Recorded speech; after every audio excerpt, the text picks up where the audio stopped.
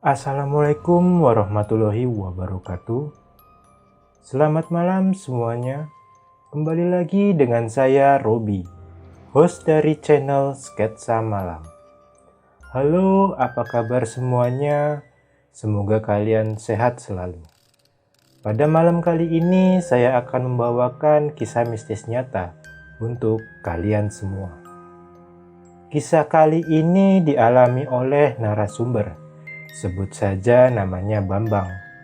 Di sini Bambang sebagai pelaku pesugihan sate gagap. Bagaimana kisahnya? Mari kita simak kisah berikut ini.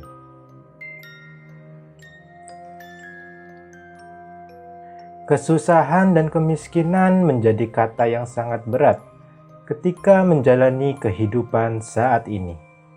Mungkin nasib diri yang terlahir dari seorang janda yang hanya mewariskan satu buah gubuk reot dan sepetak kebun kecil di belakang.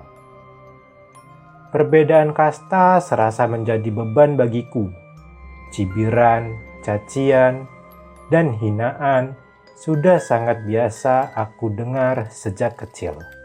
Manusia yang hanya memandang sebagai manusia yang dekil, kumuh, gembel, dan miskin sudah menjadi rajutan sandang kehidupan kami. Kerja serabutan yang ditawarkan, aku iakan, demi untuk terbelinya bahan makanan. Itu menjadi anugerah tanpa tertampik rasa syukurku. Keprihatinan tanpa ujung, dan renungan yang terlantun dalam setiap sunyi malam. Lafaz permohonan doa di sepanjang sujudku. Namun, semua itu seakan tanpa pernah terdengar oleh Tuhan. Rasa sabar yang selalu diajarkan orang tuaku kini mencapai titik paling dasar. Bang, Bambang, terdengar suara dari luar gubuk. Buru-buru aku membuka pintu. Lalu melihat tetanggaku tengah berdiri di halaman. "Nje Pak Sar, wonten nopo?" "Iya Pak Sar, ada apa?" tanyaku kepadanya. "Sambatan Bang, usung kelemi yo." "Minta tolong Bang, bawakan pupuk kandang ya," suruhnya. "Oh, nje Pak Sar, monggo," jawabku menyanggupinya. Ya, walau mendapat pekerjaan membawa pupuk kandang hasil olahan alami antara kotoran sapi dengan rerumputan kering yang menjadi alas kandang, itu sudah menjadi pekerjaanku. Terkadang mendapatkan upah 25 hingga 50 ribu tergantung banyaknya pupuk yang harus diangkut. Dengan karung bolak-balik dari kandang ke sawah, memikul lemi yang bau dan basah melekat di tubuhku. Tapi, sekecil apapun jerih payah akan menjadi nafas kelangsungan hidup wanita yang sangat kusayangi. Beliau adalah ibuku. Sore itu semua pupuk sudah selesai aku bawa. Namun, pekerjaan belum usai sampai di sini, karena harus menebarkan pupuk itu di atas gundukan tanah yang sudah disemai dengan cangkul sebelumnya. Kompos kotoran sapi ini kutebarkan sampai rata, dan sayup kumandang azan maghrib terdengar dari kejauhan. Namun, pekerjaan belum juga usai. Di situ langit sudah mulai gelap. Keusilan makhluk astral mulai menjailiku. Walau sudah sangat sering mengalami hal mistis, tetapi rasa takut tetap kurasakan. Angin semilir berhembus serasa dingin di tengkuk, membawa bau amis, mengalahkan bau pupuk kandang yang ada di genggaman tangan. Di sudut petakan sawah terlihat sosok wanita berdiri menatap dengan wajah yang sangat mengerikan. Tertawa cekikikan seakan menakutiku. "Ora usah ganggu, aku mau golek sandang pangan," kataku ke arah sosok seram itu. "Bali, wayahe surup, Bali." Terdengar suara membisik di telingaku. Namun, bisikan itu bukan dari kuntilanak di depan sana, melainkan sebuah pengingat untukku agar segera pulang.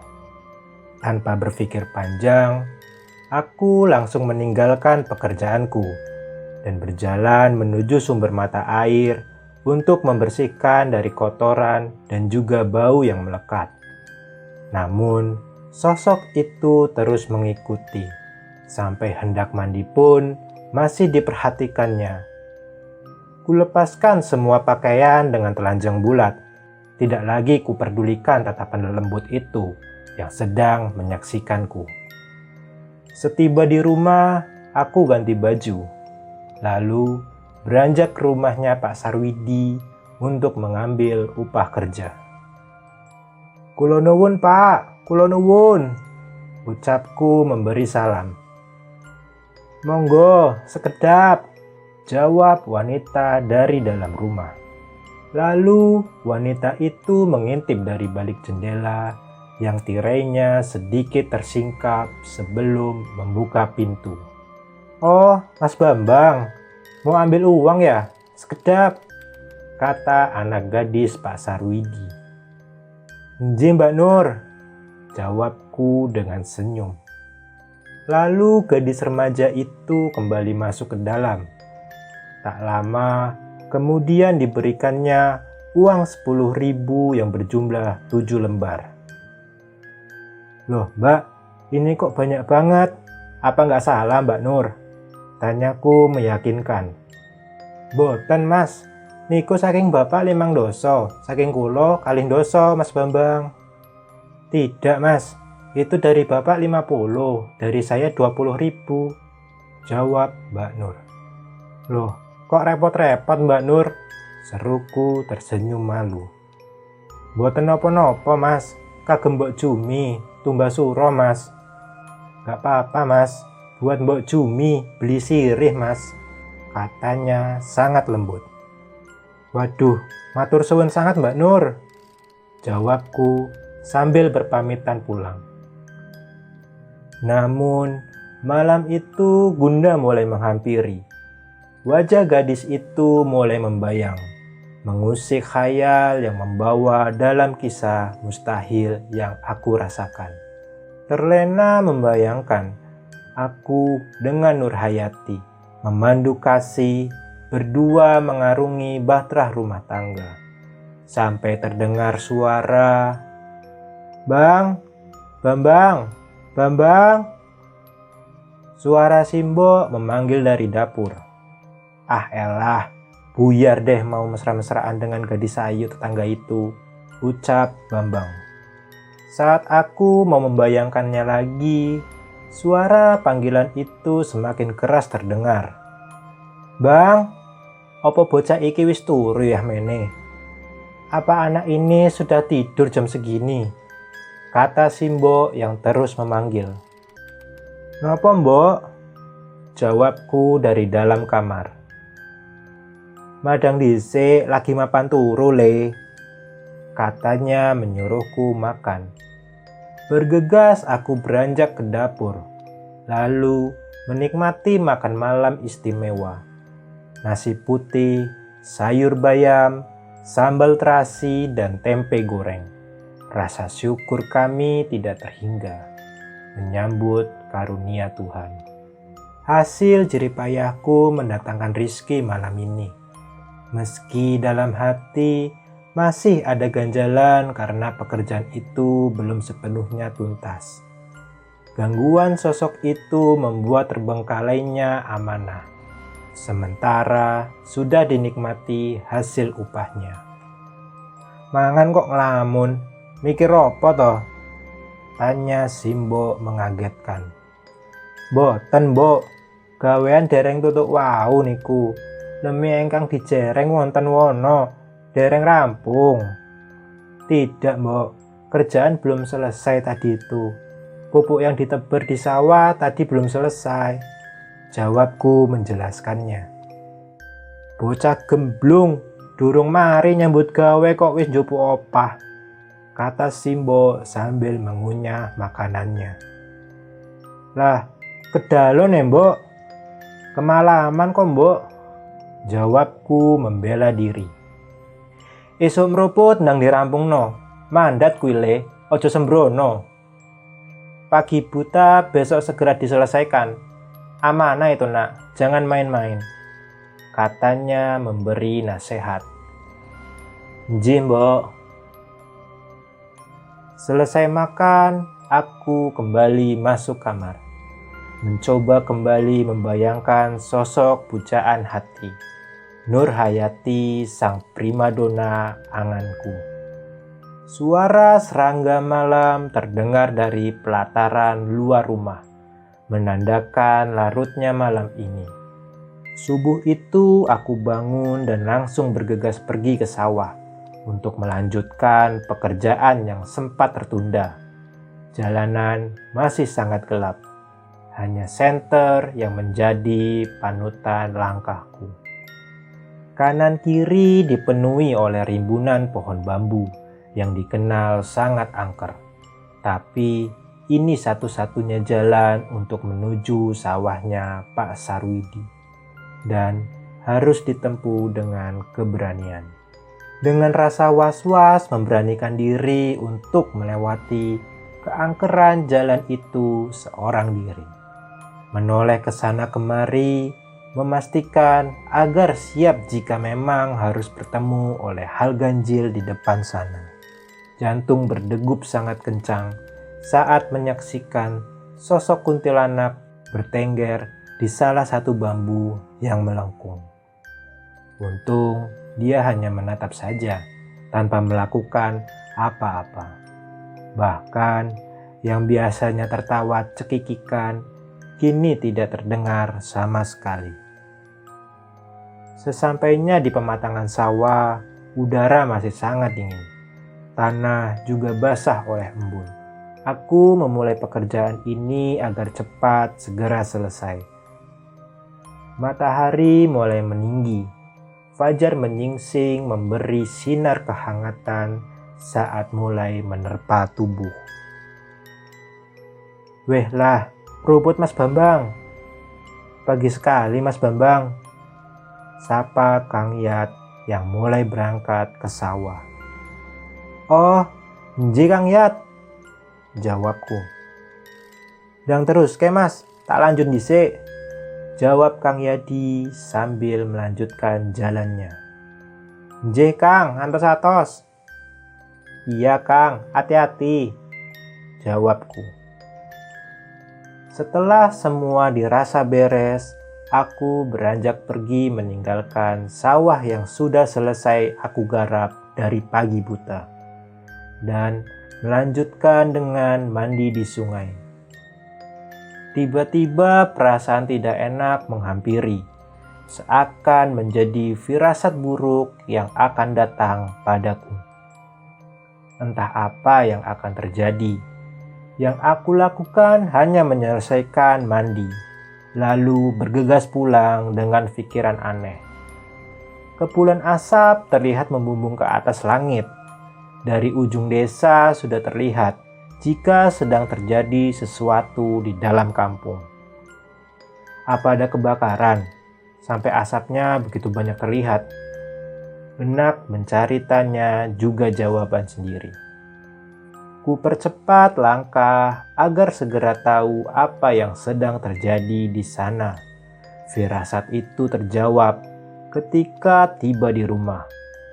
Gubuk satu-satunya peninggalan almarhum bapak terlalap api.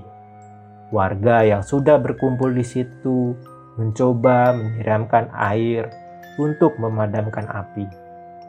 Namun hasilnya sia-sia.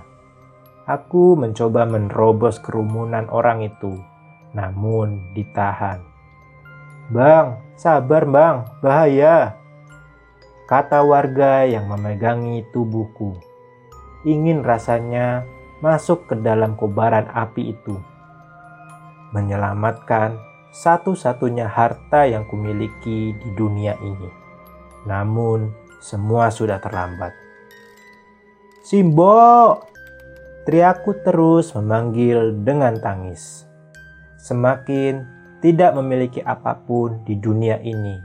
Bahkan satu-satunya orang tua yang ada pun harus meninggal. Kekejaman kenyataan menagih janji kehidupan. Hanya kata pasrah dan ikhlas yang terucap dari bibir ini. Menghantarkan peristirahatan terakhir jasad ibuku yang hangus terbakar. Beberapa warga yang menyantuniku sebagai wujud bela sungkawa aku terima. Namun, apa arti semua ini? Uang tidak mampu mengembalikan kehidupan orang tua tercinta, kubuku, dan semuanya. Melangkah pergi meninggalkan desa, mengharap ada keberuntungan di luar sana. Dan tidak akan lagi memandang ke belakang. Hanya mengucap janji dalam hati. Suatu saat, aku pasti akan kembali untuk memasang nisan yang indah di atas makam ayah dan ibu. Ucap Bambang kala itu. Manusia yang memiliki rasa kecewa dan luka hati sangat mudah disusupi setan untuk mengendalikan rasa. Menyewa sepetak kamar kos, bekerja di toko kelontong, dan menjadi tukang angkut sembako dari gudang ke dalam truk atau sebaliknya. Karyawan bongkar muat, kini aku jabat. Meski masih belum dikatakan baik dalam perubahan hidup. Setidaknya dari hasil saat ini, aku bisa menyewa tempat tinggal, begitu juga makan, dan baju seadanya. Hampir 1 tahun lamanya semenjak peristiwa itu. Aku meninggalkan tanah kelahiranku. Sedikit tabungan terpegang. Ingin rasanya menunaikan janji hati untuk memasang nisan makam yang indah untuk kedua orang tuaku. Tapi uang ini semua belum cukup. Saat jam makan siang, aku pergi ke seberang jalan yang menjual nasi bungkus. Memesan teh hangat untuk kembalikan tenaga yang sudah hampir habis setelah membongkar 2 truk bermuatan gula dan beras. "Mangan sek bang, empeng men kerjomu." "Makan dulu bang, semangat banget kerjamu," kata Pak Karto, penjual nasi bungkus. "Nggih pak, lah nek mboten mempeng nggih mboten saged mangan Pak Kar." "Iya Pak, kalau tidak semangat ya tidak bisa makan Pak Kar." "Gelem rekoso bocah saiki iki jan jos tenan le. Mau susah anak zaman sekarang ini sudah jos banget le," katanya menghiburku. "Nggih Pak Kar, wontenipun namung niki lampahi mawon kanthi ikhlas." "Iya Pak Kar, adanya hanya ini, jalani saja dengan ikhlas," jawabku. "Lek awakmu pengen sugih, urip mulya, tak dudui dalane bang. Kalau kamu pengen kaya, hidup kecukupan, aku kasih tahu jalannya bang," kata Pak Karto. Sebuah tawaran yang sangat menggiurkan buatku agar segera dapat mengakhiri kekurangan yang selama ini aku jalani. "Nopo niku Pak?" tanyaku. "Pesugihan bang," jawab Pak Karto dengan sedikit berbisik. Alah Pak, mang kudu wonten tumbal menawi mandhet pesugihan." "Oh alah Pak, harus ada ditumbalkan jika mengambil pesugihan," balasku sambil gelengkan kepala. "Iki bedo le, rungokno sik," jawab Pak Karto kemudian menjelaskan. "Nggih Pak, pripun?" tanyaku agak malas. "Dodolan sate gagak le," jawabnya. "Lah, pripun carane niku Pak Kar?" "Lah, bagaimana caranya Pak Kar?" Mengko mari maghrib dolan ning omahku, tak dudui cara nembang. Nanti setelah maghrib main ke rumahku, aku kasih tahu cara nyambang, kata Pak Karto menyudahi pembicaraan. Sore sepulang dari bekerja, aku langsung kembali menuju kamar kosku. Tapi sebelum itu di tengah perjalanan, sekilas seperti melihat gadis dari desaku sedang jajan di sebuah warung bakso dengan seorang laki-laki. Apa tadi itu Dik Nur ya? Sama siapa? Hati mulai merambah kembali ke dalam alam bunda. Setibanya di kamar kos, langsung ingin segera mandi agar hilang bau keringat yang melekat di tubuh ini. Tapi karena di sini kamar mandinya hanya 2 dan jam segini sudah pasti ramai mengantri untuk mandi. Mau tidak mau masih harus menunggu. Sembari tiduran di atas kasur menunggu giliran mandi, mencoba mengingat wajah gadis tadi. Namun yang teringat justru ucapan dari Pak Karto soal pesugihan sate gagap. Apa benar itu ada dan tanpa tubal?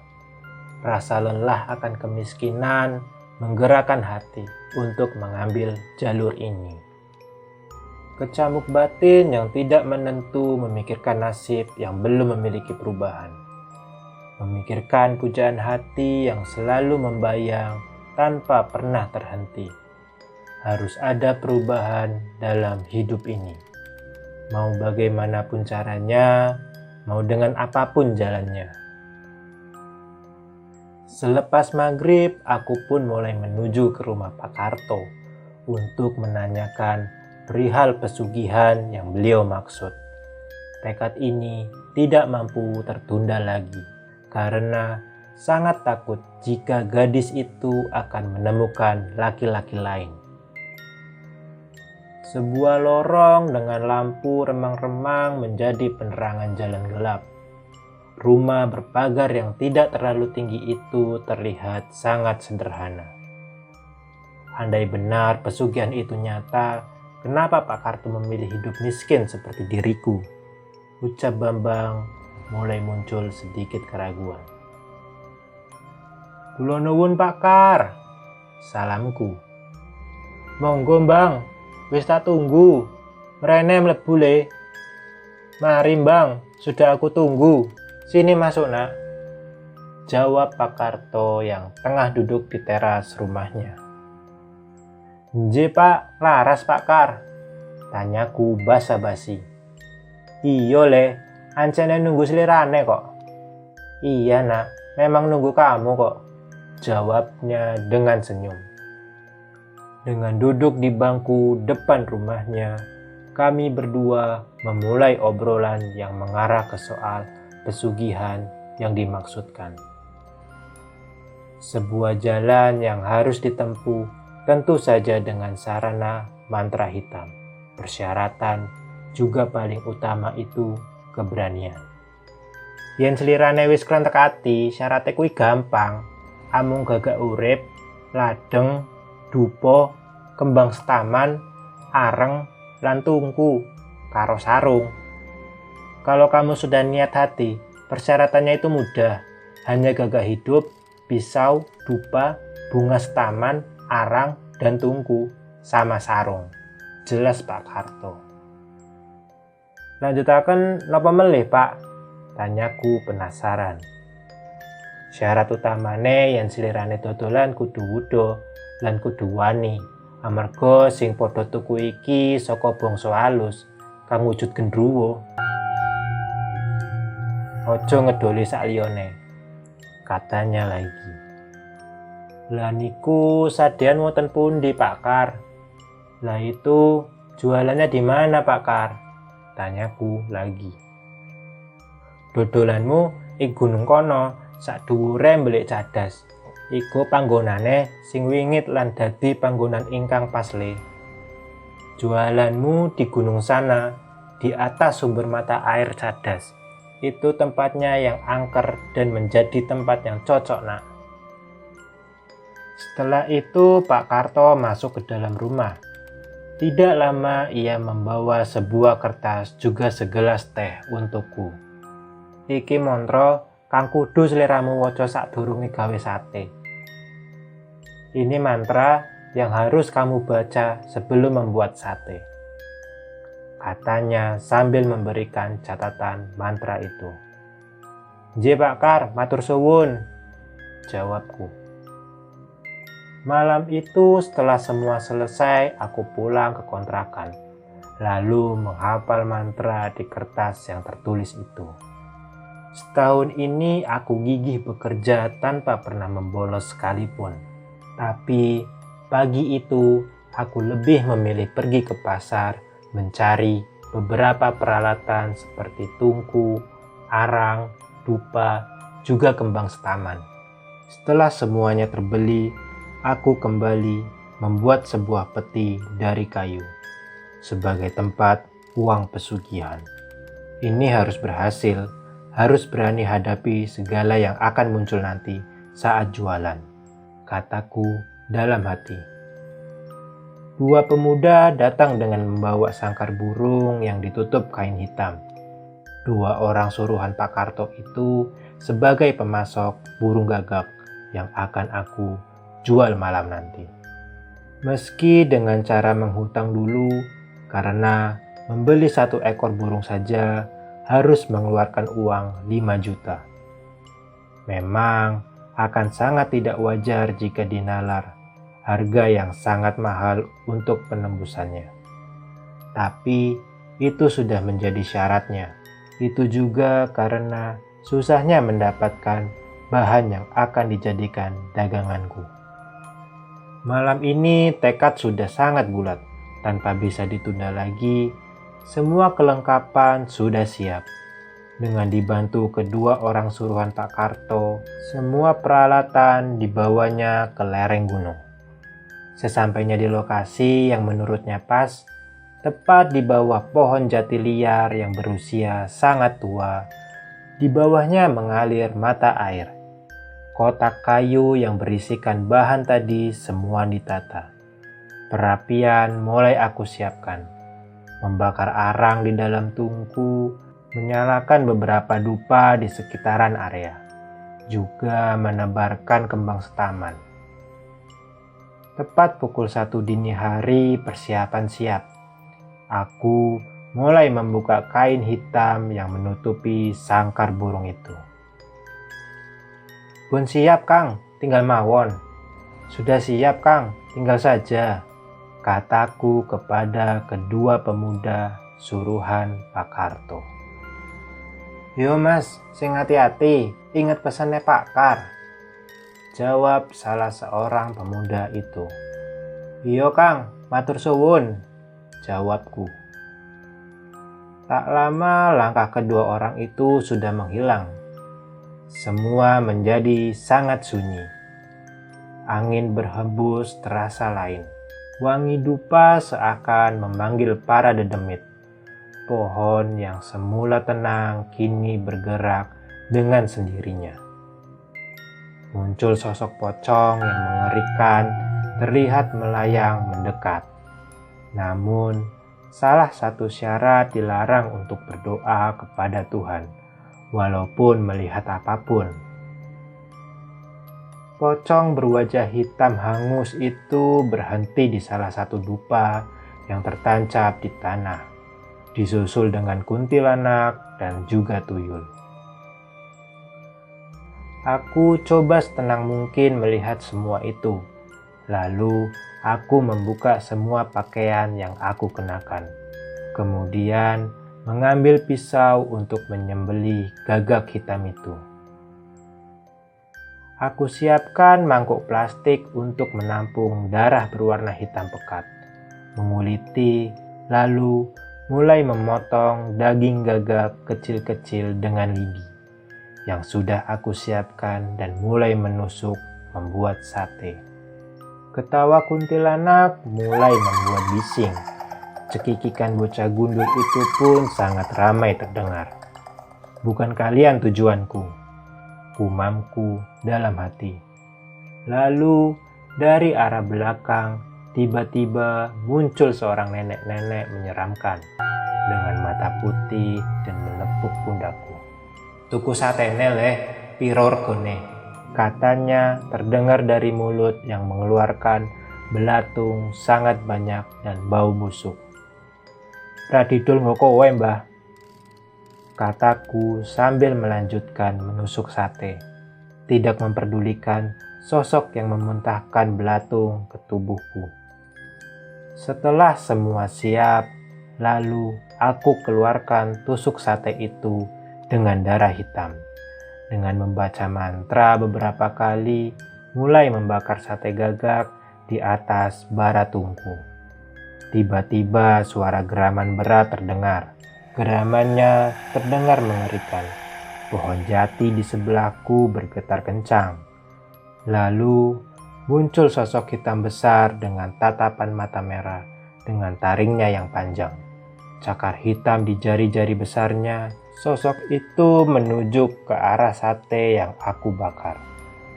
Setelah aku menyodorkan beberapa tusuk untuknya, lalu melihat demit itu memakannya.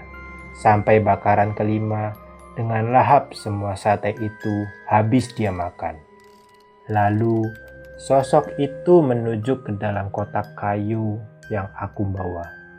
Saat aku melihat kotak itu, lalu menoleh kembali.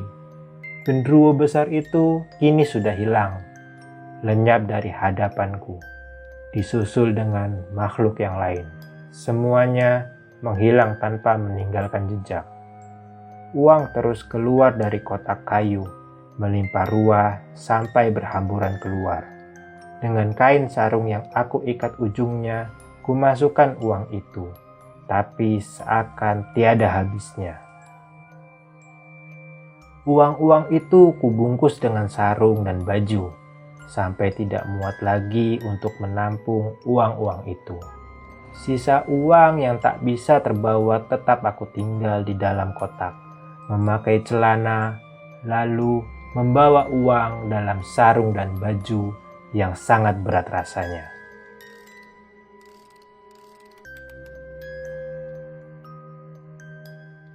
Oke, mungkin sampai segitu dulu untuk cerita kali ini. Dikarenakan ceritanya yang begitu panjang, maka saya akan membuatnya menjadi beberapa part. Terima kasih untuk yang mendengarkan sampai habis. Saya Robi, Sketsa Malam, undur diri.